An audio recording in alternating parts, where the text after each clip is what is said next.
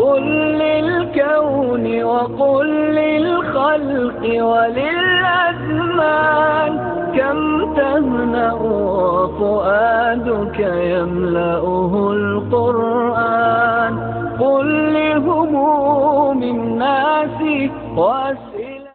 بسم الله الرحمن الرحيم. வார்த்தைகளிலே சிறந்தது அல்லாஹ்வின் வார்த்தை என்றும் செயல்களிலே சிறந்தது ரசூலுல்லாஹி ஸல்லல்லாஹு அலைஹி வஸல்லம் அவர்களின் செயல் என்றும் கூறி எனது உரையை ஆரம்பம் செய்கின்றேன். எனது பெயர் சங்கர் நாராயணன், முன்னாள் பெயர். இப்பொழுது இன்ஷா அல்லாஹ் அப்துல் ரஹீமாக உங்க முன்னாடி உட்கார்ந்திருக்கேன்.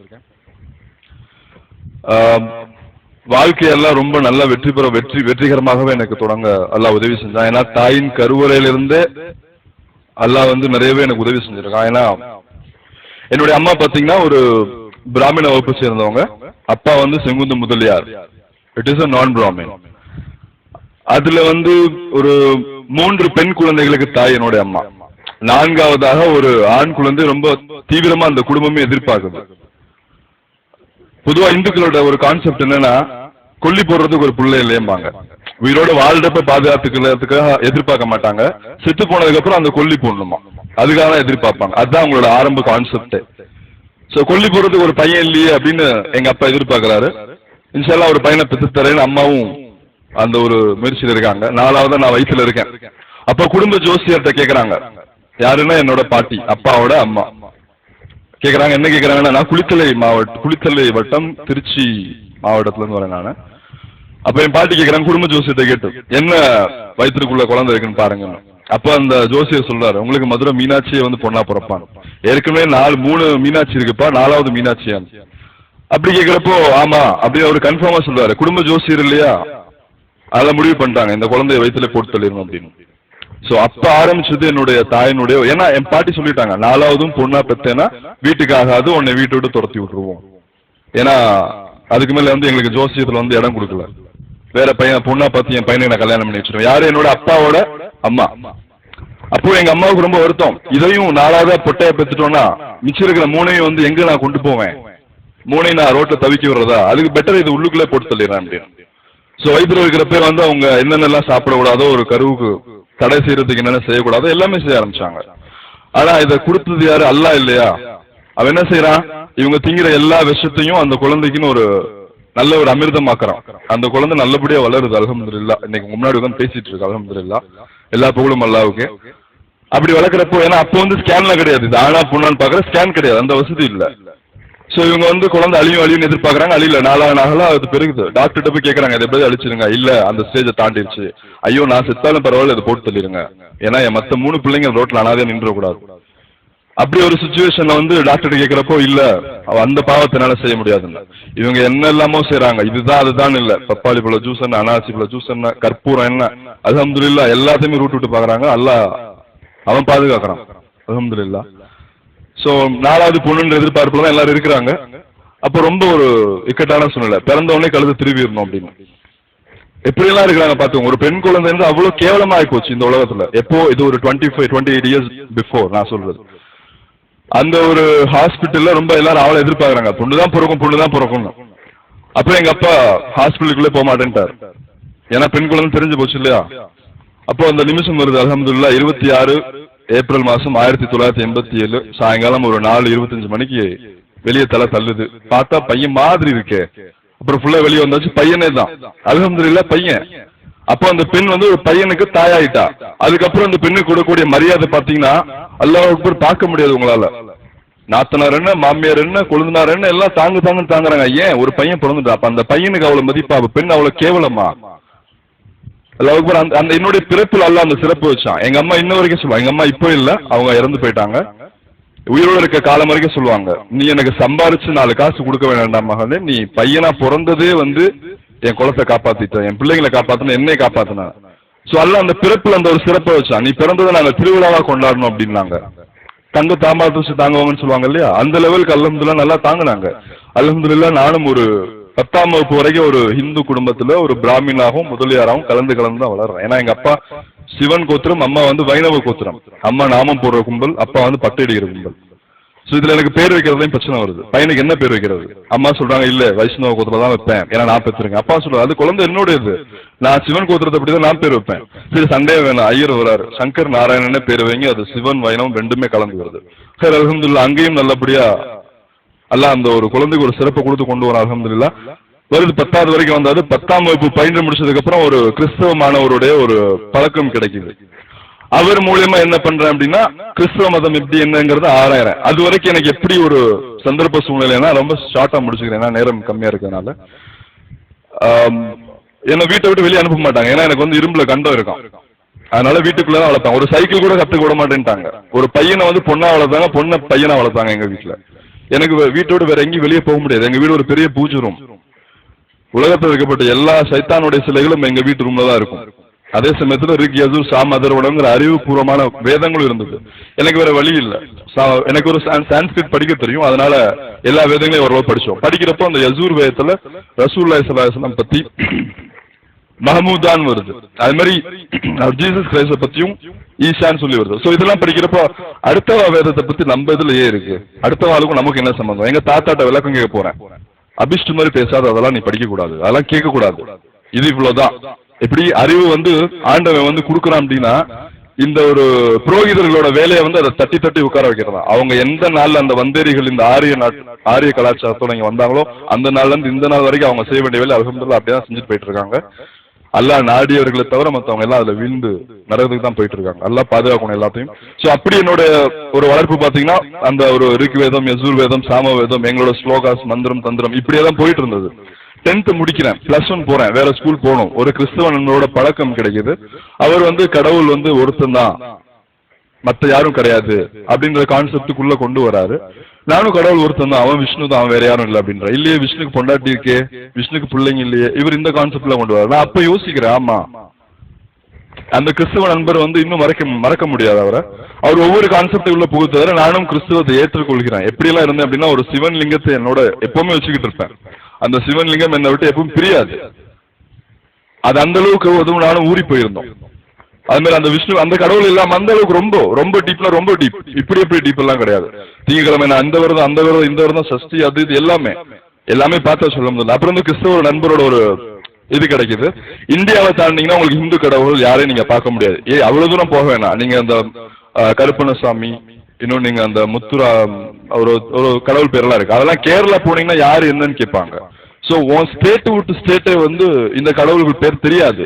அப்படி இருக்கிறப்போ இந்த கடவுள்களா எனக்கு கடைசி வரைக்கும் வந்து எனக்கு காப்பாற்றுவான், கடைசி வரைக்கும் இவங்களா வந்து கஞ்சி ஊற்றுவான், நிச்சயமா இருக்க முடியாது. அடுத்தது தொலைவுறப்போ ஜீசஸ் கிரைஸ்ட், ஏசு கிறிஸ்துன்னு சொல்றாங்க. அந்த கான்செப்ட் என்னதான் இருக்குன்னு போய் பார்த்தோம். அதுலயும் அல்ஹம்துலில்லாஹ் ஒரு 4 வருஷம் கிறிஸ்டினா இருந்தாச்சு. 4 வருஷம் நல்ல ஒரு கிறிஸ்டின். எப்படி கிறிஸ்டின்? சும்மா ஒரு பேரு கிறிஸ்டின் இல்ல, ஆதியாம் முதல்ல ஒரு வெளிப்படுத்தின சுவிசேஷம். ஸோ ஜெனிசிஸ் டு ரிவிலேஷன் வரைக்கும் அல்ஹம்துலில்லாஹ் ஒரு அல்லாஹ் நாலேஜ் கொடுத்து படிக்க வச்சான். அதுலயும் வந்து என்ன சொல்றதுன்னா நிறைய கான்ட்ரடிக்ஷன். அப்ப அவங்கள்ட்டையும் வந்து சண்டை போடுறேன். கடவுள் ஒருத்தன் தான்றீங்க, நீங்க 3 பேருன்றீங்களே, God the father, God the Sun, God the Holi spirit, பிதா சுதன் பரிசுத்த ஆவி. இதெல்லாம் எங்க இருந்து வந்து இந்த கான்செப்ட்? ஒரு கடவுள். அப்ப இந்த 3 யாரு? இல்ல இந்த 3 தான் 1. அப்ப இந்த 1 இதுல யாரு? இல்ல 3 1. ஒரு கன்ஃபியூஷன். எந்த 3 எந்த 1? ஒருத்தனா கடவுள்ன்ற. இதுல யாரு கடவுள்? பரிசுத்த ஆவியா? இல்ல. ஏசு கிறிஸ்துவா? இல்ல. அவர் அனுப்பி அப்பாவா? இல்ல. யாரு இப்ப கடவுள்? இவங்க 3 பேரும். என்னையா மறுபடியும் சொல்ற? வாழைப்பழ கதையா இருக்கும் உங்க கதை. மறுபடியும் அவங்ககிட்ட சண்டைக்கு போடுறேன் நான். இதுல ஏதோ பித்தலாட்டம் இருக்கு. நான் உங்க பேச்சு நான் நம்புறதா இல்ல. உலகத்துல என்னை தயவு செஞ்சு விட்டுருங்க. எவனோ ஒருத்தன் இருக்கான், அவன் தான் என்னை பாதுகாத்தான், அவன் தான் என்னை படைச்சான், அவன் இப்பதான் என்னைய பேச வைக்கிறான் அவங்க கிட்ட. நான் கிளம்புறேன். சோ கிறிஸ்டியனுக்கு ஒரு குட் பை, ஹிந்துஸ்க்கு ஒரு குட் பை. கொஞ்ச நாள் தீக்கா, எந்த கடவுளும் கிடையாதுப்பா, எவ்வளவு ஒருத்தர் இருக்கான்ப்பா, எங்கேயோ இருக்கா, என்னை விட்டுருங்கப்பா. அப்ப எங்க வீட்டுல சொல்றாங்க, நீ ஏன் இப்படி எல்லாம் அலையிற? நம்ம ஆத்துல தான் இவ்வளவு கடவுள் இருக்கா, இவ்வளவு பேர் இருக்காங்க, நீ இன்னும் போய் இப்படி சுத்தி சுத்தி அலைஞ்சிட்டு இருக்க? மறுபடியும் எங்க அம்மா உள்ள வராங்க. இதை பாருடா, நான் உயிரோட இருக்க வரைக்கும் இந்த மதத்துலதான் நீ இருக்கணும், உனக்கு தலையில எழுதப்பட்டாச்சு. நான் இறந்ததுக்கு அப்புறம் நீ எங்கேயோ போய் தொலை, எவன் கூட அதை பத்தி கவலை இல்லை, நான் கண் திறந்து பார்க்க மாட்டேன். அந்த கண்ணெல்லாம் வெளியில என்னால பார்க்க முடியாது. ஆத்துல ஒவ்வொருத்தா பேச்சும் என்னால கேட்டுட்டு இருக்க முடியாது. சோ நான் உயிரோட இருக்க வரைக்கும் இந்து மதத்துல தான் இருக்கணும், இப்படிதான் நீ வளரணும். சரிம்மா, நான் வளர்றேன். கொஞ்ச காலத்துல வந்து அந்த தீக்கால இருந்திருந்த கடவுள் இல்லை கடவுள் இல்லை, லாயிலாக லாயிலாக லாயிலாக இதே கான்செப்ட். ஹைர் அல்ஹம்துலில்லாஹ் அந்த லாயிலாகலே போயிட்டு இருக்கேன். இல்லல்லான்ற கான்செப்ட்குள்ள எப்போ வரேன் அப்படின்னா +2 முடிச்சு ஜமால் காலேஜ்ல வந்து சீட் கிடைக்குது திருச்சியில. ஆக்சுவலி எனக்கு கிடைக்க வேண்டியது ஜோசப் காலேஜ்ல தான், அங்கதான் கிடைச்சு போக வேண்டியது. அல்லாஹ் அங்கேயும் ஒரு உதவி செய்யறான். அந்த ஜோசப் காலேஜ்ல ஏதோ ஒரு சின்ன ஒரு பிரச்சனைனால எனக்கும் அந்த ப்ரொஃபஸருக்கும் ஒரு வாக்குவாதத்துல அந்த காலேஜ் விட்டு ஜமால் போயாச்சு. ஜமால் போய் அங்க ஃபர்ஸ்ட் இயரே ஜாயின் பண்றோம். அல்ஹம்துலில்லாஹ் அங்கே என்னுடைய நிறைய கேள்விகளுக்கான பதில் கிடைக்குது. சோ இதுதான் ஒருவேளை உண்மையான ஏத்துக்கிறேன். இதை ஏத்துக்கிறப்ப என்னோட ஃப்ரெண்டோட தங்கச்சி கிண்டல் பண்றாங்க, ஹிந்துவா இருந்த கிறிஸ்டினா மாறின இப்ப முஸ்லீம்கா இருக்க. அடுத்தது பட்டியல் போடு, ஜைன மதமா புத்த மதமா இன்னும் வேற என்ன இருக்கு. சோ அவங்க நான் வாக்கு கொடுக்குறேன், இல்ல இதுதான் உண்மை, நான் தெரிஞ்சுக்கிட்டேன், இதுலதான் இருப்பேன். இது எப்படி தெரிஞ்சுக்கிட்டீங்கன்னு கேக்குறாங்க. அப்போ வழித்தடங்கள்னு ஒரு CD ஆரம்பத்தில் இருந்தது, உங்களுக்கு ஞாபகம் இருக்குமா என்னன்னு தெரியாது. காலடி தடங்கள், அதாவது எல்லா நபிமார்களும் வாழ்ந்த இடம் இப்ப எப்படி இருக்கு அப்படிங்கிற ஒரு CD பாக்குறேன் நான். அதுல அந்த CD ஆதம் அலைஹிஸ்ஸலாம், மூசா அலைஹிஸ்ஸலாம், நூ அலைஹிஸ்ஸலாம், ஈசா அலைஹிஸ்ஸலாம், இப்படி எல்லாரும் வாழ்ந்த இடம் இப்ப எப்படி இருக்கு அப்படிங்கிற ஒரு இடத்தையும் பாக்குறோம். அதுல அல்ஹம்துலில்லாஹ் ஈசா அலைஹிஸ்ஸலாம் வாழ்ந்த இடத்தை வந்து காமிக்கிறாங்க. அப்போ சூரத்துன் அல் மாயிதா if I am not wrong, அதுல வந்து அல்லாஹ் கேக்குறான், ரொம்ப தெளிவா கேக்குறான், இன்னும் மரியமின் குமாரர் ஈசாவே, நீரும் உம்முடைய தாயாராகிய மரியமையும் இந்த உலகத்திற்கு இரு கடவுள்களாக வணங்க சொல்லி கட்டளையிட்டீரா அப்படின்னு சொல்லி அல்லாஹ் வந்து யார்கிட்ட ஈசா அலைஹிஸ்ஸலாம் கேக்குறான். ஈசா அலைஹிஸ்ஸலாம் ரொம்ப கிளவரா ஆன்சர் கொடுக்கிறார். இறைவா, நீ என்ன நினைச்சு இந்த கேள்வி கேட்கிறேன்னு எனக்கு தெரியாது, ஆனா என் மனசுல என்ன இருக்குங்கிறது உனக்கு தெரியும். இன்னும் நான் இருந்த காலகட்டத்துல இந்த மக்களுக்கு என்ன நான் செய்ய சொன்னேங்கிறது உனக்கு தெரியும். சோ நான் எனக்கு உரிமை இல்லாத எந்த ஒரு பொருளையும் நான் அந்த மக்களை செய்ய சொல்லல, எல்லாம் இருந்தவன் நீயே, எனக்கு இதுக்கும் சம்பந்தம் இல்லைன்னு ரொம்ப கிளவரா பதில் விளைகிறார். அப்ப இந்த ஈசா யாருன்னு கேட்டா இவர் தான் ஜீசஸ் கிரைஸ்ட்னாங்க. அங்கதான் வந்து என்னுடைய அந்த ஆணி வேறான கிறிஸ்துவம் அப்படிங்கிறது அழிக்கப்பட்டு அல்ஹம்துலில்லாஹ் நாலேஜ், அந்த ஒரு இஸ்லாம்ல ஒரு கான்செப்ட் உள்ள வருது. உள்ள வந்த உடனே அல்ஹம்துலில்லாஹ் எனக்கு அப்படியே ஏதோ அப்படியே முடியெல்லாம் தூக்குது. எதையோ தெரிஞ்சுக்கிட்டேன், எதையோ நான் வந்து என்ன படைச்ச நான் தெரிஞ்சுக்கிட்டேன். சோ அந்த ஒரு சந்தோஷம் அது ஏன்னா இப்போ சொல்ல முடியாது. ஒருவேளை அதுதான் ஹிதாயத் கொடுக்கப்பட்ட நேரமா, இல்ல அதுதான் எனக்கு அந்த அறிவு இறைவன் கொடுக்க, எதுவுமே சொல்ல முடியல. ரொம்ப சந்தோஷம். அது என்ன சொல்றது, சந்தோஷமா டான்ஸ் ஆடணும்னு தோணுச்சு. It was a wonderful moment I never had, not even before, I'm not going to have hereafter.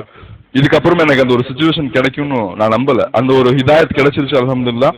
அந்த முஸ்லிம் அந்த ஒரு ஓரிரை கொள்கை பாதையில என்னோட வெற்றிகரமான பயணத்தை பிஸ்மில்லான்னு தொடங்கி வைக்கிற காலகட்டத்தில் வீட்டுல பிரச்சனை வருது. எப்படி வருதுன்னா, நான் கிறிஸ்டினா இருக்கப்ப கூட என் வீட்டுல சண்டை போடல, நீங்க நம்ப மாட்டீங்க.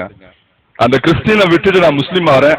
அடே என்னடா நீ, நான் இந்த வார்த்தை யூஸ் பண்றது யாரும் தவறா நினைக்கிறேன், என்னடா நீ துலுக்க பையனா மாறிட்டியா, ஐயோ இப்படிலாம் நடந்த கூடாது, நீ கிறிஸ்டினா இருந்தா கூட அவாவா எங்கேயாவது உனக்கு ஹெல்ப் பண்ணுவா, பிரான்ஸ் இட்டாலி ரோம்னு ஏதாவது படிக்க செலவு பண்ணுவா, அதை செய்வா. இவா கிட்ட போயிட்டா உனக்கு தீவிரவாத பயிற்சி கொடுத்து நான் சுட சொல்லுவாடா அப்படின்னு. எதடிமா சுட சொல்லுறா, எதையும் சுட சொல்ல, அவ சொல்றதே வேற கான்செப்ட். என்ன கான்செப்ட் சொல்றா சொல்லுன்றாரு எங்க அப்பா. நான் தெளிவா சொல்றேன், விபச்சாரம் செய்யக்கூடாது, மது அருந்தக்கூடாது, வட்டி வாங்கக்கூடாது, இது மிகப்பெரிய நல்ல கான்செப்ட் இல்லையா? அப்படியா, இங்க வா, வட்டி வாங்கலாம் இருப்பார் வதூத் கான் பாய், பாய் இங்க வாங்க போய், உங்க வேலை என்ன? என் பேர் வந்து வதூத் கான், என்ன பண்றீங்க? வட்டி கொடுக்குறேன். ஓகே, இவர் பேர் பார், இவர் பேர் சுபஹான், இவர் பேர் அல்ஹம்துலில்லாஹ் நல்ல பேர் சுபஹான். நீங்க என்ன பண்றீங்க? நமக்கு ஒரு பொண்டாட்டி மேல ரெண்டு அப்படி இப்படின்னு இருக்கு சார், அதெல்லாம் நீங்க ஏன் கேக்குறீங்க? இவர் பேர் சுபஹான். இன்னொருத்தர் காஜா மொய்தீன், ஒவ்வொரு தீபாவளி பொங்கல் பண்டிகையிலும் அவர் ரொம்ப சமத்துவ போக்கூடியவர். எல்லா ஹிந்துக்களோட சேர்ந்து அவர் ஒரு ஹிந்துவா கொண்டாடுவார் பண்டிகை. சோ எங்க ஏரியா பாத்தீங்கன்னா ஓரிரை கொள்கை சொல்லக்கூடிய எந்த ஒரு மனுஷரும் முஸ்லிம்கள் முஸ்லிமாகவே இல்ல. நீ சொல்ற முஸ்லிம்களா இவங்க தானான்னு கை நீட்டி கேட்கிறாரு. சத்தியமா இவங்க இல்லப்பா, எல்லாமே தானே இவங்க கிடையாது. அப்ப இவங்க தான்ப்பா முஸ்லிம், கண்ணெறிஞ்சு நான் பாக்குற இவங்க தான் முஸ்லிம். நீ நேற்றுக்கு வந்துட்டு நீ வந்து இப்படி இருக்கணும் அப்படி இருக்கணும்னு சொன்னா நீ யார் இதெல்லாம் சொல்றதுக்கு? அந்த மதத்துக்கு நீ பிறந்த மத குருவா? டே உன் பேர் சங்கர் நாராயணன் பார்த்து வச்சோம்டா, தவம் இருந்து உன்னை நாங்க பெத்தோம்டா, உன்னை நாங்க பெத்த பேர் இருந்த சந்தோஷம் இப்ப நாங்க உன்னை ஏண்டா பெத்தோம்னு யோசிக்கிற அளவுக்கு ஆயிப்போச்சு. எப்படி தங்கத்தை அம்மாவத்துல வச்சுட்டாங்களாங்க அப்படி இப்படின்னு பேசினாங்க. ஒரு இஸ்லாம்னு ஒரு கான்செப்ட் உள்ள கொண்டு போறேன், இளவெடுக்க நீ என் வயிற்றுல தான் பிறக்கணுமா? எங்க அம்மா சொல்ற முதல் வார்த்தை, இந்த பையனுக்காக தானே நீ காத்திருந்த இத்தனை வருஷமா, அப்ப அந்த பையன் ஏன் வந்து உனக்கு ஒரு ஓரிரை கொலைன்னு சொன்ன உடனே தூக்கி போட்டியா?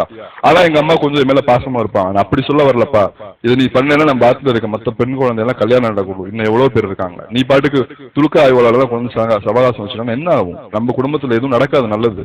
அப்படி இல்லாம நம்மள எவன் படைச்சா அவன் பாத்துக்குவோம். மறுபடியும் அதே பேசுறீங்க. சோ அவங்களுடைய சண்டை கொஞ்ச நாள் இப்படியே போயிட்டு இருக்கு. திடீர்னு எங்க அம்மா வந்து ஒரு பிரஸ்ட் கேன்சரால இறந்து போயிடுறாங்க. சோ என்ன சொல்லிட்டாங்க அப்படின்னா, இவன் வந்து முஸ்லீம் ஆயிட்டான், அதனாலதான் நம்ம பாத்துல இருக்க எல்லா தெய்வமும் சேர்ந்து இவன் அம்மாவை அடிச்சுட்டு, ஒருத்தன் சாவறது கூட நான் தான் காரணமா? இப்படி ஆலோசனை. அதுக்கப்புறம் என்ன அவங்க நடத்துனது பாத்தீங்கன்னா, இந்த ஆத்தை விட்டு நீ வெளியே பேர், உனக்கு எங்களுக்கு சம்பந்தம் கிடையாது, நீ அந்த துலுக்கா சம்பந்தத்தெல்லாம் விட்டுட்டு வர்ற அப்படின்னா ஏத்துக்கிறோம், இல்லையா அப்படியே கிளம்பிட்டாங்க.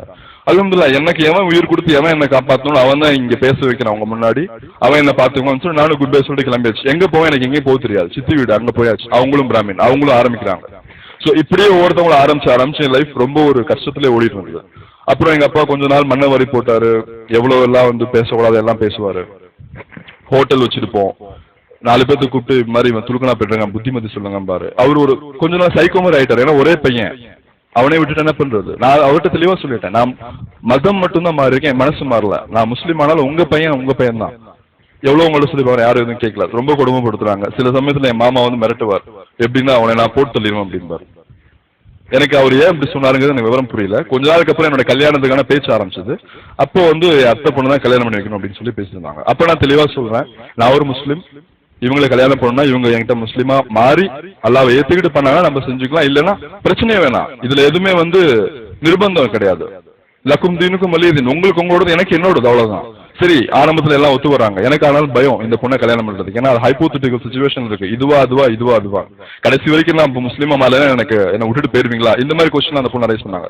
அவங்க கல்யாணம் பண்றப்ப எனக்கு வந்து ஒரு பயம். அப்பவே ஒவ்வொரு தகஜத்துலயும் எல்லாரோட துவா செய்யும், அல்லாஹ் இவங்களுக்கு ஹிதாயத்தை கூட இல்லைன்னா என்ன இவங்க கிட்ட இருந்து பாதுகாத்துக்கோ. ஏன்னா இந்த ஒரு பெண்ணை நான் திருமணம் பண்ணி நான் என் வாழ்க்கையில கொண்டு போறேன்னா, என்னோட திருமண வாழ்க்கைக்கு அப்புறம் நான் இஸ்லாத்தை என்னோட குடும்பத்தில் இருக்க ஒவ்வொருத்தருக்கும் கொண்டு போகணுன்ற ஒரு சந்தோஷத்துல நான் வந்துட்டு இருப்பேன். அப்ப இந்த பொண்ணால எதுவும் எனக்கு இடைஞ்சு நடந்துடக்கூடாது. இப்படிதான் நான் என்னோட துவா கேட்கறது. என்னோட ஒவ்வொரு தகஜத்துலையும் என்னோட கண்ணீர் எல்லாம் அங்கீகரிச்சா, என்னோட துவா எல்லாம் அங்கீகரிச்சான். எப்படி இல்லாம கல்யாண தேதி பிக்ஸ் ஆயிடுச்சு, புடவை எடுத்தாச்சு, நகை எடுத்தாச்சு, எல்லாமே போயிட்டு ரொம்ப ஸ்பீடா போயிட்டு இருக்கு. ரொம்ப பயப்படுறேன் நான். இது வந்து தேதியெல்லாம் குறிச்சாச்சு, ஜோசியம் பார்த்துட்டாங்க, 10 பொருத்தம் கரெக்டா இருக்கும். ஏன்னா அந்த பொண்ணு பேர் வந்து காமேஸ்வரி, என் பேர் சங்கர் நாராயணன், சிவன் பார்வதி, நல்ல பொருத்தமா இருக்கு, முடிச்சு வச்சிருங்க சீக்கிரமா.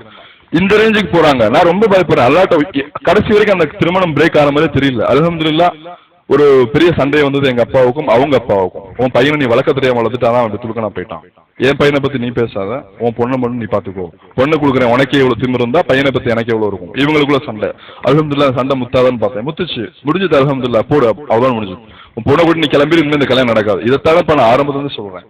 இந்த கல்யாணம் வேணாம்னு சொன்னா நீங்க தானே புடியாவது பிடிச்சு பண்ண வைக்கிறேன்றீங்க. சார் இது முடிஞ்சு போச்சு, இனிமே என்ன எதுவும் வற்புறுத்தாங்க. அப்புறம் எங்க அப்பா சொல்றாரு, இனிமே நான் எதுவுமே கம்பேர் பண்ண மாட்டேன். ஏன்னா இந்த கல்யாணத்துக்காக எங்க அப்பா எங்கிட்ட காலில் வரைக்கும் விழுந்தாரு, அடிச்சு பார்த்தாரு, வீட்டோட துரத்தி பார்த்தாரு, எல்லாமே செஞ்சு பார்த்தாரு. கடைசியில காலில் விழுகிற நிலைமைக்கு அவர் வந்தாரு. பெத்த தகப்பன் தன்னுடைய மகன் காலில் விழுகிற ஒரு சிச்சுவேஷன் எந்த மகனுக்கும் வரக்கூடாது. ஸோ எங்க அப்பாட்ட அந்த ஒரு அவர் காலில் விழுந்துக்கு அப்புறம் தான் நான் சம்மதிச்சது. அது வரைக்கும் சம்மதிக்கல. அல்ஹம்துலில்லாஹ் அப்புறம் அல்லாஹ் அதுல இருந்து என்னை காப்பாற்றி கொண்டு வந்தான். அதுக்கப்புறம் எனக்குன்னு ஒரு வாழ்க்கை அமையும் நான் கண்டிப்பா எதிர்பார்க்கவே இல்லை. அல்ஹம்துலில்லாஹ் அதுக்கப்புறம் என்னோட நண்பர் மூலமா என்னுடைய மாமனார் அவராவே வந்து பொண்ணு கேட்டு அல்ஹம்துலில்லாஹ் நல்லபடியாச்சு. அதுலயும் எல்லாம் உதவி செஞ்சான். எப்படி செஞ்சான்னா, கல்யாணம் நடக்க போகுதுன்னா பொண்ணு வீட்டுல கேக்குறாங்க, உங்க மாப்பிள்ளை வீட்டுல இருந்து எவ்வளவு பேர் வருவாங்க. எனக்கு ஒண்ணுமே சொல்ல தெரியல. ஏன்னா என் சொந்தம் எல்லாம் வெறுத்து போய் என்ன உட்கார வச்சிருக்காங்க. யாரும் இந்த கல்யாணத்துக்கு வரமாட்டேன்னு தெளிவா சொல்லியாச்சு. நான் என்ன செய்வேன், எனக்கு ஓகே மாப்பிள்ளை சைட்லயா ஒரு நாள் 2 நாள் டைம் கொடுங்க. ஐயோ இல்ல, நான் சாப்பாடுக்கு சொல்லணும், சீக்கிரமா சொல்லுங்க. என்ன சொல்ல எனக்கு ஒன்றும் இல்லை. எங்க அப்பா சொல்றாரு, நான் வருவேன், என் பையன் வருவாங்க, இதுக்கு மேல வேற யாரும் எதிர்பார்க்காதீங்க. அட என்ன இப்படி சொல்றீங்க, பையனுக்கு ஃப்ரெண்ட்ஸ் எல்லாம் இல்லையா? எனக்கு அன்பார்ச்சுனேட்லி அமைஞ்ச ஃப்ரெண்ட்ஸ் எல்லாம் பிராமின்ஸ் இல்ல கிறிஸ்டின்ஸ். முஸ்லீம் ஃப்ரெண்ட்ஸா காலேஜ் ஒரு 4-5 பேர் நல்லபடி அமைஞ்சாங்க. அவங்களும் ஒரு கண்டினியூஸா இல்ல. அதுக்கப்புறம் இடையில என்னாச்சுன்னா, என்னோட சிஸ்டர் ஊருக்கு நான் பயணம் செஞ்சுட்டு இருக்கப்போ இடையில ஒரு மனிதருக்கு வந்து ஆக்சிடென்ட் ஆகி ரோட்ல கிடக்குறாரு. அவரை பார்த்தா ஒரு ட்ரங்கர்ட் மாதிரி தெரிஞ்சது, குடிகார மாதிரி தெரிஞ்சது. அவருக்கு போய் ஹெல்ப் பண்ணணுமா வேணான்னு விட்டாச்சு. கடைசியில பார்த்தா உத்து பாக்குறப்போ தாடி வச்சுட்டு நம்ம ஆளுங்க முஸ்லீம் தோற்றம். அப்போ லா இலாஹ இல்லல்லாஹ்னு கலிமா சொல்றாரு. கை மூட்டு கால் மூட்டெல்லாம் பிறந்து ரத்தம் ஓடிட்டு இருக்கு. 2 பேர் அப்படி அடிபட்டு கிடக்குறாங்க. எனக்கு பதட்டமாயிருச்சு. முதல் சிச்சுவேஷன் இப்படிதான் நான் பாக்குறேன். முதல்ல ஒருத்தவங்க ஆக்சிடென்ட் ஆகி கிடக்குது, அப்பதான் பாக்குறேன். அப்ப அவங்களை போய் வந்து ஹெல்ப் பண்ணணும்னு ஒரு தாட்ல போய் பாக்குறேன். அல்ஹம்துலில்லாஹ் அவங்களை காப்பாத்துறோம். டாக்டர் ஆரம்பத்துல முடியாது, செத்து போயிருவாருன்றாங்க. அப்புறமே அவங்க குடும்பத்தெல்லாம் கூப்பிட்டு ஃபோன் பண்ணி சொல்லியாச்சு. அவங்களுக்காக ரொம்பவே பிரார்த்திக்கிறேன். ஏன்னா டிராக்டர் வந்து நெஞ்சில் ஏறிச்சு. நல்லவேளை அந்த டிராக்டர் வந்து எந்த ஒரு கல்லோ இதுவும் இல்ல, எம்டி டிராக்டர். அது ஏறினா எல்லா போன்ஸ் அப்படியே கிராக் ஆயிடுச்சு. ஒவ்வொன்றும் விடுசல் விட்டுருச்சு. டாக்டர் சொல்லிட்டாரு, இது பிழைக்காது, அனுப்பிச்சு விட்டுருந்தாரு. அப்ப எனக்கு என்ன சொல்றதுன்னு புரியல. அவங்களுக்கு போன் நம்பர் பண்ணி எல்லாத்தையும் வர வச்சாச்சு. வந்ததுக்கு அப்புறம் வேற ஹாஸ்பிட்டல், இமீடியட்டா தனியார் ஹாஸ்பிட்டல் போய் அங்க அல்ஹம்துலில்லாஹ் அவர் பிழைச்சிட்டாரு. அப்ப அந்த குடும்பமே சொல்லுது, அந்த ஒரு குடும்பமே வந்துருச்சு. அந்த வேற எந்த எருமப்பட்டி தெரியும் நினைக்கிறேன், நாமக்கல் மாவட்டம் எருமப்பட்டி, ஒரு முஸ்லீம் ஜமாத் உள்ள ஏரியா. அப்ப அந்த ஜமாத்ல இருக்கவங்க எல்லாமே வீட்டுக்கு வந்துட்டாங்க. அது கிட்டத்தட்ட 50-60 பேர் வீட்டுக்கு வந்துட்டாங்க. உங்க பையன் செஞ்ச வேலை சாதாரண வேலை இல்லைங்க, அல்லா தான் மலக்கா அங்க அனுப்பிச்சு விட்டுருக்காங்க. அவங்க ரொம்ப அப்படியே புகழ்ந்து பேச ஆரம்பிச்சிட்டாங்க. எங்க அப்பா ஒண்ணுமே தெரியல, என்னப்பா பண்ண, இல்லப்பா ஒருத்தரை காப்பாத்துனேன், நல்ல செயல் தான் செஞ்சிருக்கேன். அப்புறம் அவங்க என்னோட கல்யாணத்துக்கு அந்த குடும்பம் ஒரு 250-300 பேர் வந்தாங்க. இது இந்த ஒரு துவாவை எல்லாரும் நான் கேட்டேன். பொண்ணு வீட்டு சைடுன்றப்போ எவ்வளவு பேர் இருந்துச்சு நிற்பாங்க, பையன் வீட்டு சைடுனா நானும் எங்க அப்பாவும் நிப்போமா, இல்ல எனக்கு போல நீ தான் நிக்கணும். இதெல்லாம் பார்க்கற எனக்கு ரொம்ப ஆச்சரியமா இருந்தது. சோ எவன் படைச்சானோ அவன் கடைசி வரைக்கும் பாதுகாத்தான், எங்கேயும் அவமானப்படுத்தவும் விடல, எல்லா இடத்தும் நல்லபடியா ஆனிச்சு. அல்ஹம்துலில்லாஹ். என்னோட வாழ்க்கைக்கு அப்புறம் எங்க அப்பாவுக்கு கொஞ்சம் கொஞ்சமா நான் பேசி ஏன்னா எங்க அப்பா வந்து இஸ்லாம் ஏற்ற காலத்துல செருப்பால் அடிச்சவர். அந்த இதை மறக்க முடியாது. நான் படிச்சது அப்போ college first year second year something, ரோட்ல வச்சு செருப்பால் அடிக்கிறாரு. இது வந்து கேட்க உங்களுக்கு கதையா இருக்கலாம், ஆனா பட்ட எனக்கு அந்த அவமானம் இன்ன வரைக்கும் மறக்க முடியாது. என் சொந்த ஊர்ல சொந்த தெருவுல அப்படி தாங்கணுமா செருப்பால் அடி வாங்குறோம். ஏன் அடி வாங்குறோம்? லா இலாஹ இல்லல்லாஹ் முஹம்மது ரசூலுல்லாஹ்னு சொன்னா அந்த ஒரு கலிமாக்காக. ஹைர் அல்ஹம்துலில்லாஹ். சஹாபாக்கள் படாததை நம்ம பட்டுட்டோம். அதெல்லாம் பாக்குறப்ப நம்ம படுறது ஒரு குப்பைக்கு கூட கிடையாது, கேவலம் ஒரு செருப்படி தரணும். அதாவது முதுகெலும்பை வந்து நெருப்புல உருக்கி அந்த முதுகெலும்புல இருக்க அந்த ஆயில் பட்டு அணையுமா அந்த தீ, அந்த சஹாபி பேர் எனக்கு தெரியல சரியா, இல்ல பிலால் வந்து கல்ல வைப்பாங்க நெஞ்சு மேல, கபாப் யாசிர் கபாப் ரலில அவங்க முதுகெல்லாம் பாத்தீங்கன்னா எலும்பு தெரியுமா. ஏன் அப்படின்னா தொங்க விட்டுருவாங்க கட்டி, பின்னாடி அடியில நெருப்பு எரியும், அவர் முதுகுல இருக்க அந்த மெழுகு உருகி அந்த நெருப்பு அணைச்சு அவர் எலும்பு தெரியுமா. ஒவ்வொரு முறையும் உமர் ரலில அவங்க இது மாதிரி என் முதுகு இருக்க கூடாதான்னு சொல்லி புறாமப்பட்டது உண்டுன்னு கூட சொல்றாரு. அதெல்லாம் கம்பேர் பண்றப்ப செருப்பால் அடிவாங்கலாம் ரொம்ப பெரிய விஷயமா ஒன்றும் கிடையாதுப்பா. ஒரு 3 நாள் சோறு படம் பட்டினி போறாங்களா, அதெல்லாம் பெரிய விஷயம் கிடையாது. இன்னும் 4 பேருக்கு கூப்பிட்டு காரி துப்புறாங்களா, அதுவும் பெரிய விஷயம் கிடையாது. உயிர் போகாம பாத்துக்கிறாங்களா, அது வரைக்கும் சந்தோஷம். ஏன்னா உயிர் கொடுத்தவன் வேற யார் கையிலும் அநியாயமா போயிடக்கூடாது, போகணும்னா இன்ஷால்லா ஷஹீத் ஆகும். அந்த ஒரு கான்செப்ட் நீயத்து இருந்தது. எங்க அப்பாட்ட கொஞ்சம் கொஞ்சமா சொல்றேன், அப்பா இதுதான்ப்பா இஸ்லாம், இதுதான்ப்பா மார்க்கம். என்ன சொல்லி சொல்றேன் அப்படின்னா, ஹிந்து கடவுள்களை பத்தி ஓரளவு படிச்சோம். அந்த சிவன், பார்வதி, விஷ்ணு, இதெல்லாமே எங்க அப்பாட சொல்றேன். விஷ்ணுங்கிற கான்செப்டே வந்து அல்லான்ற ஒரு கான்செப்ட் தான் விஷ்ணுங்கிற ஒரு கான்செப்டாவே ஹிந்துக்கள் சித்தரிச்சுட்டாங்க. அந்த விஷ்ணுவோட 10 அவதாரங்கள் சொல்லுவாங்க. மச்ச அவதாரம், வாமன அவதாரம், கூர்ம அவதாரம், வராக அவதாரம், கல்கி அவதாரம், நரசிம்ம அவதாரம், ராம, இப்படி போயிட்டே இருக்கும். அந்த 10 அவதாரங்களும் பாத்தீங்கன்னா ஒவ்வொரு நபிமார்களுடைய வாழ்க்கையோட தொடர்பாகுது. கிருஷ்ண அவதாரம் பாத்தீங்கன்னா நபி மூசா அலைஹிஸ்ஸலாமோட தொடர்பாகுது. நூ அலைஹிஸ்ஸலாம் வரலாறு பாத்தீங்கன்னா மச்ச அவதாரம்னு சொல்லி விஷ்ணு ஒரு அவதாரம் எடுப்பார், அதோட தொடர்பாகுது. கல்கி அவதாரம் பாத்தீங்கன்னா ரசூலுல்லாஹி ஸல்லல்லாஹு அலைஹி வஸல்லம் அவங்க வரலாறோட தொடர்பாகுது. சோ இதெல்லாம் நான் கோரிலேட் பண்ணி எங்க அப்பாட்ட பேசுறேன். எங்க அப்பா 8வது தான் படிச்சிருக்காரு, ஆனா அல்ஹம்துலில்லாஹ் புரிஞ்சுக்கிட்டு லா இலாஹ இல்லல்லாஹ்ன்ற கலிமாவை சொல்லவும் செஞ்சுட்டார். எப்படி அவரு செருப்படுத்து அடிச்சு என்னென்னலாம் கொடுமை பண்ண முடியுமோ அவ்வளவும் பண்ணவரு. ஒரு காலகட்டத்தில் எல்லா சிச்சுவேஷன் கொடுக்குறான், லா இலாஹ இல்லல்லாஹ்ன்ற கலிமா சொன்னாரு, இஸ்லாத்தை ஏத்துக்கிட்டாரு. அல்ஹம்துலில்லாஹ் அவர் காயல்பட்டினத்துல ஒரு 3 மாசம் படிச்சாரு. ஜக்கரியா பாய் அவங்களோட maybe most of you knows, நிறைய பேர் தெரிஞ்சிருக்குன்னு நினைக்கிறேன். அங்க படிச்சாரு. அதுக்கப்புறம் அப்பாவை தொடர்ந்து எங்க அக்கா, என்னடா நீ தான் முஸ்லீமா போனேன்னு அவரையும் மாத்திட்டி, இதெல்லாம் நல்லதா இருக்கா, அவ அடுத்தது வரா. அடுத்தது அவளுக்கு நான் உட்கார்ந்து தாவா பண்றேன். அல்ஹம்துலில்லாஹ் அவளும் ஏத்துக்கிட்டா ஒரு குறிப்பிட்ட வருடத்துல. ஏன்னா அவளுக்கும் கொஞ்சம் அல்லாஹ் ஹிதாயத் கொடுத்தானு தெரியல. இப்ப அவங்களும் இஸ்லாத்தை ஏத்துக்கிட்டு அவங்களும் இப்ப காயல் பண்ணதுல சமீப காலத்துல படிச்சுட்டு இருக்காங்க. என்னோட அக்காவோட வீட்டுக்காரர் வந்து வர மறுத்துட்டாரு. ஒரு 3 வருஷம் அவருக்கு டைம் கொடுத்து நல்லபடியா வெயிட் பண்ணோம். நிறைய தாவா பண்ணி நிறைய தாய்களை விட்டு பேச வச்சு கடைசி வரைக்கும் அவர் வரமே தெரியல. ஆனா அவர் குலா போகுது, குலா கொடுக்க போறா. அப்படி இப்ப அவங்களும் படிச்சுட்டு இருக்காங்க. இன்னொரு அக்காவும் தாவா பண்றோம். ஸோ அல்லாஹ் வந்து என்ன சொல்றது, தான் நாடியவர்களுக்கு நேர்வழியா அவங்க எங்க இருந்தாலும் அவன் காமிச்சிருவான். அது இப்ப நான் எல்லாத்துக்குமே ஒரே ஒரு விஷயம் சொல்ல விரும்புறது என்னன்னா, உங்களுக்கு தெரிஞ்ச, அதாவது ரசூலுல்லாஹி ஸல்லல்லாஹு அலைஹி வஸல்லம் காலத்துல வாட்ஸ்அப்போ, இன்டர்நெட்டோ, இமெயிலோ, செல்போனோ எந்த ஒரு மீடியாவுமே கிடையாது. ஸல்லல்லாஹு அலைஹி வஸல்லம் வாழ்ந்த காலம் மிக மிக பின்தங்கிய காலம். அப்ப வந்து இஸ்லாம் எப்படி வளர்ந்ததுன்னா ரொம்ப பயங்கரமா வளர்ந்தது. இப்படி கிடையாது. ஒரு கூட்டமா இஸ்லாத்தை ஏத்துக்கிட்டாங்க. ஏன் ஏத்துக்கிட்டாங்க? அவங்களுக்கு என்ன பைத்தியமா? அவங்க ஏத்துக்கிட்டதுக்கான ஒரே ஒரு காரணம் ரசூலுல்லாஹி ஸல்லல்லாஹு அலைஹி வஸல்லம் அவங்க வாழ்ந்த வாழ்க்கை முறை, சஹாபாக்கள் வாழ்ந்த வாழ்க்கை முறை. அந்த வாழ்க்கை முறை பார்த்து இஸ்லாம்னா இப்படியா, இஸ்லாம்னா வேற எதுவுமே இல்லை, நாம தான் இஸ்லாம். அல்லாஹ் மலக்குமார்கள் இங்க அனுப்பல, அல்லாஹ் வரல, எதுவுமே கிடையாது. அல்லாஹ் நம்மளே அனுப்பிச்சிருக்கான், நாம தான் இங்க இஸ்லாம். அந்த மக்களுக்கு நம்ம தான் முஸ்லிம்ஸ், நம்ம தான் மார்க்கம், நம்ம தான் எல்லாமே. நம்ம வாழ்ற வாழ்க்கை முறை இட் இஸ் வெரி இம்பார்ட்டன்ட். அந்த வாழ்க்கை முறை அல்லாஹ்வும் ரசூலுல்லாஹ்வும் சொன்ன வழிபடி நம்ம அமைச்சுக்கிட்டோம்னா அடுத்தவங்க வர்றதுக்கு நம்மளே வடிகாலா இருக்கலாம். நம்ம போய் வந்து அவங்கள வந்து தாவா பண்ணி வாங்கன்னு சொல்லணும்னு அவசியம் இல்லை. நம்ம வாழ்ற வாழ்க்கையை பார்த்து அவங்க வருவாங்க. இன்னைக்கு இத்தனை இன்டர்நெட் இருக்கு, இமெயில் இருக்கு, வாட்ஸ்அப் இருக்கு, இவ்வளவு இருந்து என்ன பிரயோஜனம்? இஸ்லாம் வளர்ற கிராஜுவல் ரேஷியோ பாத்தீங்கன்னா அப்ப வந்ததை விட இப்ப ரொம்ப கம்மி. அப்போ ரொம்ப தீவிரமா பரவச்சு, இப்ப பரவிட்டு இருக்கு. அந்த அளவு கிடையாது. ஏன் இல்லை அப்படின்னா முஸ்லிம்ஸ்னாவே ஒரு பயம், அவங்க டெரரிஸ்டா இருப்பாங்களோ, அப்படி இருப்பாங்களோ, இப்படி இருப்பாங்களோ. ஸோ என்னோட ஒரு தாழ்மையான ஒரு வேண்டுகோள், உங்களுக்கு தெரிஞ்ச நான் முஸ்லிம்ஸ் யாரா இருந்தாலும் தயவு செஞ்சு சொல்லுங்க. ஏன்னா மறுமையில இம்மையில அவங்க உங்களுக்கு இங்க ஃப்ரெண்டா இருக்கலாம், மறுமையில நாளைக்கு அல்லாவோட சன்னிதானத்துல அவங்க உங்க முன்னாடி கண்டிப்பா பேசுவாங்க. யாரெல்லாம் குடும்பத்தை அவன் வீட்டுக்கெல்லாம் கூட்டிட்டு போய் நான் சோறு போட்டான், வெளியில எல்லாம் கடத்தலன்னு சுத்திட்டு அலைஞ்சான், ரொம்ப நல்ல ஃப்ரெண்ட்ஸா இருந்தோம், இத பத்தி ஒரு வார்த்தை கூட அவன் சொல்லவே இல்லையே அல்லா. இது எவ்வளவு பெரிய பிரம்மாண்டமான விஷயம். ஒரு வார்த்தை எங்கிட்ட சொல்லியிருந்தானா, நான் கேட்கறேனோ கேட்கல, இவன் எனக்கு சொன்னானா, எங்க போவீங்க? அப்போ எங்க கொண்டு போய் மூஞ்சி வச்சுக்க முடியும்? நமக்கே நல்லா தெரியும் இந்த உலகம் ஒரு டிராப் வாட்டருக்கு கூட சமமானது இல்ல. அப்ப அந்த பரந்த கடல் போலதான் மறுமை. சோ அந்த மறுமைக்காக இன்ஷா அல்லாஹ் எல்லாரும் உழைப்போம். வாய்ப்படுத்ததுக்கு ரொம்ப நன்றி. சாதிக் எல்லாம் அல்ல அல்லாவுக்கு எல்லா புகழும். அஸ்ஸலாமு அலைக்கும் வரஹ்மத்துல்லாஹி வபரகாத்துஹு. இன்னொரு விஷயம் சொல்லிக்கொள்ள விரும்புறேன். என்னுடைய ஃபாதர் என்ன சொல்றது, அவர் இப்போ இஸ்லாத்துக்கு வந்துமே அவரோட நண்பர்களால மீண்டும் பழைய நிலைக்கு திரும்புற லெவலுக்கு இருக்காரு. அதாவது ஒரு ட்ரங்கடா மறுபடியும் அவர் தான் குடிய ஆரம்பிச்சிட்டாரு, எல்லாமே செய்ய ஆரம்பிச்சிட்டாரு. அவர் மறுபடியும் சென்னை கூட்டிட்டு வரணும்னு நியத்து இருக்கு, ஆனா அவர் வரமாட்டேங்கிறாரு. ஏன்னா அங்க எல்லா நண்பர்களோட அது பெரிய வீடு, இங்க நாங்க சென்னையில வாடகை வீடு தான் இருக்கும். அவருக்காக வந்து வாசிங்க. என்னோட சகோதரி அவங்க இஸ்லாத்தை எடுத்துக்கிட்டு கணவனையும் துறந்து அவங்க 2 குழந்தைங்களை வச்சு வந்திருக்காங்க. அவங்களுக்காகவும் நீங்க செய்ய வேண்டியது மிகப்பெரிய உங்கள்கிட்ட இருந்து எதிர்பார்க்காத மிகப்பெரிய துவா செய்யுங்க அவங்களுக்காகவும். ஏன்னா ஒரு ஆண் இஸ்லாத்தை எடுத்துக்கிட்டு சமுதாயத்துல போராடுறது பெரிய விஷயம் இல்ல. ஒரு பெண் இஸ்லாத்தை எடுத்துக்கிட்டு தான் குடும்பத்தை எடுத்து வர்றது, தான் கணவனை எடுத்து வர்றது, தான் சக உறவுகளை எடுத்து வருவது மிகப்பெரிய விஷயம். அல்ஹம்துலில்லாஹ் அந்த விஷயத்தை பொறுத்தவரை அக்காவுக்கும் அல்லாஹ் நல்ல ஹிதாயத்தை கொடுத்துருக்கான். இன்னும் என் மற்ற குடும்பத்துக்கும் துவா செய்யுங்க.